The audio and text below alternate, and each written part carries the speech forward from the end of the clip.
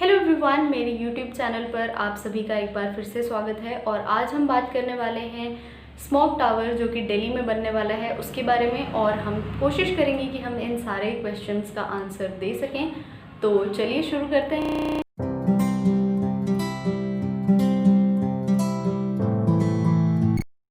तो इस वीडियो में हम बात करेंगे स्मोक टावर की, जो कि दिल्ली में बनने वाला है कैनॉट प्लेस में। तो हम देखेंगे कि स्मोक टावर होता क्या है, कैसे वर्क करता है, क्या वो एयर पोल्यूशन कम करने में एक्चुअल में कारगर है या नहीं।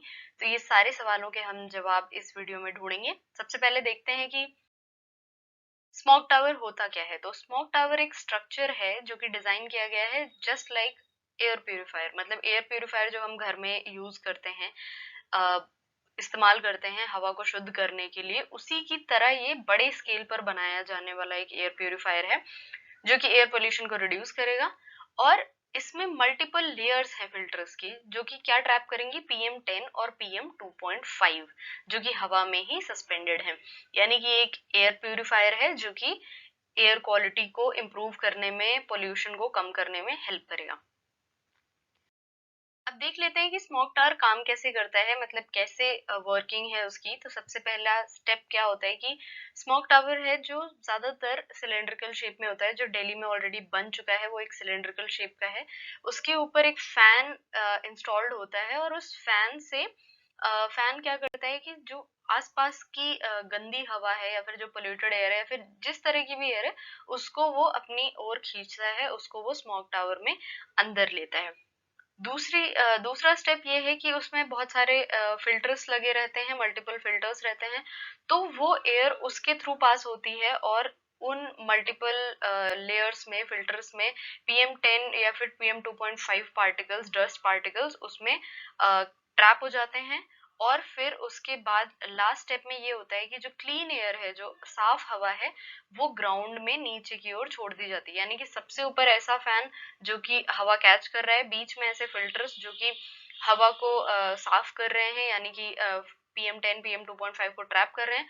और आखिरी में सबसे नीचे ऐसी जगह होती है जहां से हवा, साफ हवा बाहर निकल सकती है ग्राउंड की ओर। फैक्ट चेक कर लेते हैं। सबसे पहले जो एक दिल्ली में ऑलरेडी एक स्मोक टावर है, वो इंडिया का भी पहला स्मोक टावर था, क्योंकि इंडिया में ऑलरेडी कोई भी स्मोक टावर प्रेजेंट नहीं था। वो बना था 3 जनवरी 2020, यानी कि इसी साल 3 जनवरी को वो इंस्टॉल किया गया है, और लाजपत नगर सेंट्रल मार्केट में वो स्मोक टावर है। इसको बनाने में लगभग 7 लाख रुपए की लागत लगी थी, और हर महीने 30,000 रुपए इसकी मेंटेनेंस के लिए चाहिए। यानी कि जो फिल्टर्स होते हैं उसको टाइम टू टाइम चेंज करना होता है, उसके लिए हमें 30,000 रुपए हर महीने चाहिए। फिर इसकी हाइट 20 फीट थी, और जो फिल्टर्स हैं उसमें कार्बन नैनो फाइबर्स का यूज हुआ था। ज्यादातर फिल्टर्स जो होते हैं स्मोक टावर में जो लगे होते हैं, उसमें कार्बन नैनो फाइबर का ही इस्तेमाल होता है। और जो कॉस्ट थी, वो ना ही सेंट्रल गवर्नमेंट के द्वारा दी गई थी, ना ही दिल्ली गवर्नमेंट यानी कि स्टेट गवर्नमेंट के द्वारा दी गई थी।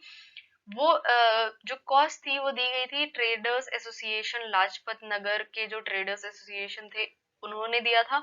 और दूसरा जो वहाँ के मेंबर ऑफ पार्लियामेंट हैं गौतम गंभीर, उन्होंने इसमें अपने पैसे लगाए हैं। तो ये ना ही सेंट्रल गवर्नमेंट ना ही स्टेट गवर्नमेंट, बट जो अभी जिसके बारे में हम बात कर रहे हैं, जो करेंटली दिल्ली में जिसके बारे में बात हो रही है कि वो बनने वाला है कनॉट प्लेस में, उसको बनाने के लिए स्टेट गवर्नमेंट का पैसा लगेगा।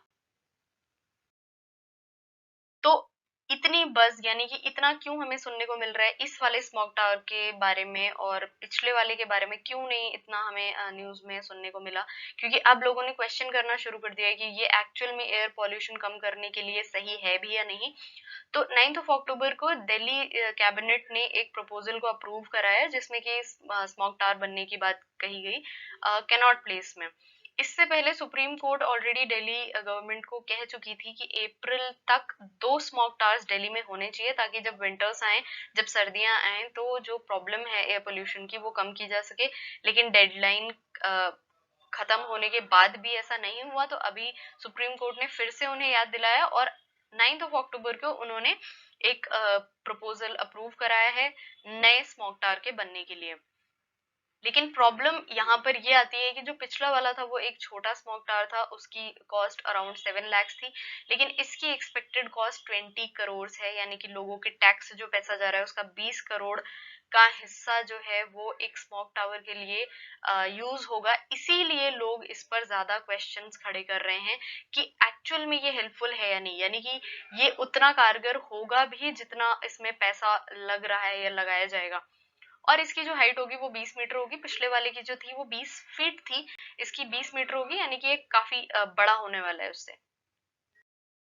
अब दिल्ली एक मेट्रोपॉलिटन सिटी है, मेट्रोपॉलिटन सिटी और भी हैं इंडिया में, 3 और हैं, बट उनमें क्यों नहीं स्मोक टावर लगाने की बात की जा रही, सिर्फ दिल्ली में ही क्यों? तो पहला रीजन ये है कि जो एयर क्वालिटी इंडेक्स है दिल्ली का, वो कंटिन्यूसली पुअर और अनहेल्दी कैटेगरी में फॉल होता है, यानी कि जो एयर क्वालिटी इंडेक्स है, AQI है दिल्ली का, वो खराब स्थिति में है, उसका जो रेटिंग्स है वो काफी बेकार है। अगर आपको एयर क्वालिटी इंडेक्स के बारे में और जानना है तो मैंने ऑलरेडी एक वीडियो बनाई है, आप यहाँ पर लिंक पर क्लिक करके उसके बारे में जान सकते हैं।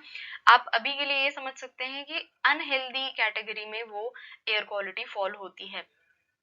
दूसरा ये है कि जो दुनिया की सबसे ज्यादा खराब स्थिति वाला जो शहर है, जिसकी हवा की स्थिति सबसे ज्यादा खराब है, उसमें फर्स्ट रैंक दिल्ली की है, यानी कि काफी सोचने वाली बात है ये। और पिछले साल 2019 में दिल्ली के लोगों ने 241 दिन तक टॉक्सिक गैस को इनहेल किया है, यानी कि 241 दिन तक उन्होंने स्मॉग का, उन्होंने पॉल्यूशन का जो प्रॉब्लम है उसको फेस किया है। तो इन सारी वजहों से दिल्ली में स्मॉग टावर बनने की बात हो रही है। अब देखते हैं कि दिल्ली में ये प्रॉब्लम्स विंटर्स में ही क्यों होती है, यानी कि समर्स भी होते हैं, विंटर्स भी होते हैं, रेनफॉल भी होता है, लेकिन विंटर्स में ही क्यों ये प्रॉब्लम आती है? सबसे पहली बात तो जो नेबरिंग स्टेट्स हैं दिल्ली के, पंजाब और हरियाणा, उसमें इस टाइम पे पराली मतलब उनका जो हार्वेस्टिंग है वो सीजन होता है, और उसके बाद जो हार्वेस्ट करने के बाद जो फसल बच जाती है थोड़ी थोड़ी इतनी ऊंची ऊंची, उसको वो जलाते हैं, उसे हम पराली कहते हैं, अंग्रेजी में उसे स्टबल बर्निंग कहते हैं। और उसकी वजह से जो हवाएं दिल्ली की ओर चलती हैं या फिर जो पोल्यूशन है वो उठ के दिल्ली की ओर आता है, और उसकी वजह से दिल्ली में स्मॉग कॉज होता है विंटर्स में।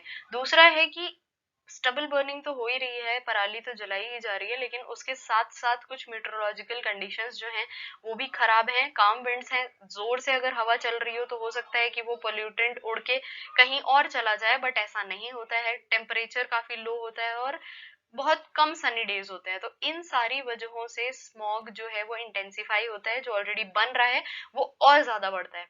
इंडस्ट्रियल पोल्यूशन ऑलरेडी दिल्ली की एक प्रॉब्लम है ही, और एक मेजर प्रॉब्लम ये भी है कि दिल्ली का जो वेस्ट मैनेजमेंट का सिस्टम है वो बहुत ही बेकार है। बेकार इस हद तक है कि वहां पर जो वेस्ट है या तो लोग अपने घरों में जला रहे हैं, या फिर कहीं पर जो बड़े डंपिंग साइट्स है वहां पर भी जो वेस्ट है उसको जलाया जा रहा है। तो ये भी इंटेंसिफाई करता है स्मॉग को विंटर्स में। तो इसी वजह से दिल्ली को ये जो पोल्यूशन की प्रॉब्लम है ये विंटर्स में फेस करनी पड़ती है। अब देख लेते हैं कि स्मॉग टार एक्चुअल में ये प्रॉब्लम फिक्स कर भी सकता है या नहीं, और हमने डायरेक्टली एडिंग में ही कह दिया कि शायद ये जो प्रॉब्लम है, इतनी बड़ी जो प्रॉब्लम है, ऑलरेडी जो प्रॉब्लम इतनी बड़ी हो चुकी है, उसको ये क्योर ना कर पाए। तो सबसे पहली चीज तो कि इस चीज के लिए स्मॉग टावर एक्चुअल में इफेक्टिव है या नहीं, उसके लिए कोई भी एविडेंस नहीं है, कोई भी साइंटिफिक स्टडी नहीं की गई है, और ये अनवेरिफाइड है अभी तक। दूसरी चीज ये कि council of energy environment and water यानी कि CEEW ने ये क्लेम किया है कि दिल्ली के पोल्यूशन का लेवल जो अभी है, जितना पोल्यूशन दिल्ली में है उसको अगर पूरी तरह से हमें साफ करना है तो हमें इसी तरह के 25 लाख और टावर्स चाहिए दिल्ली में।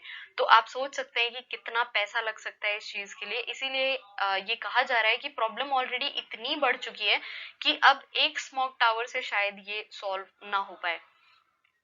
फिर आता है लोग कहते हैं कि एक बैंडेज सॉल्यूशन है, यानी कि एक ऐसा सॉल्यूशन जो कि सिर्फ ऊपर ऊपर से काम करेगा, इसका कोई इसमें कोई साइंस नहीं लगी हुई है, ये एक स्यूडो साइंस है, यानी कि हम थोड़ी बहुत साइंस की बात कर रहे हैं इसमें, बट एक्चुअल में ना ही ये वेरीफाइड है और ना ही इसका कोई इसके सही होने का कोई एविडेंस है कि ये कोई एयर पोल्यूशन में हमारी हेल्प कर पाएगा या नहीं। अब बात कर लेते हैं कि वर्ल्ड में जो लार्जेस्ट स्मॉग टावर है वो कहाँ पर है, तो वो है चाइना में, और उसकी हाइट है 328 फीट, यानी कि 328 फीट का एक स्मॉग टावर है चाइना में। और ये इंडिया के स्मोक टार से अलग क्यों है? क्योंकि जो चाइना है उसने यूज किए हैं स्मोक टार सिर्फ अपने इंडस्ट्रियल पोल्यूशन को कम करने के लिए, और उन्होंने इंडस्ट्रियल एरियाज में ये इंडस्ट्रियल जोन्स में ये स्मोक टावर्स लगाए हैं। तो उन्होंने ऐसा क्लेम किया है कि 19% तक जो उनके एयर पोल्यूशन है जो उस जगह का वो कम हुआ है। लेकिन ये अलग इसलिए भी है क्योंकि दिल्ली में जो जहां पर स्मोक टावर्स लगाए जा रहे हैं वो खुले एरिया हैं, कोई भी एनक्लोज्ड या फिर कोई भी ऐसा जोनल एरिया नहीं है जहां पे हम ये लगा रहे हो। अब प्रॉब्लम्स की तो बात कर ली, अब सोल्यूशन की बात कर लेते हैं। सबसे पहला ये कि catch the pollution at the source of its emission, यानी कि जहां पर पोल्यूशन जहां से निकल रहा है वहीं पर उसको कैच करके उसको साफ किया जाए।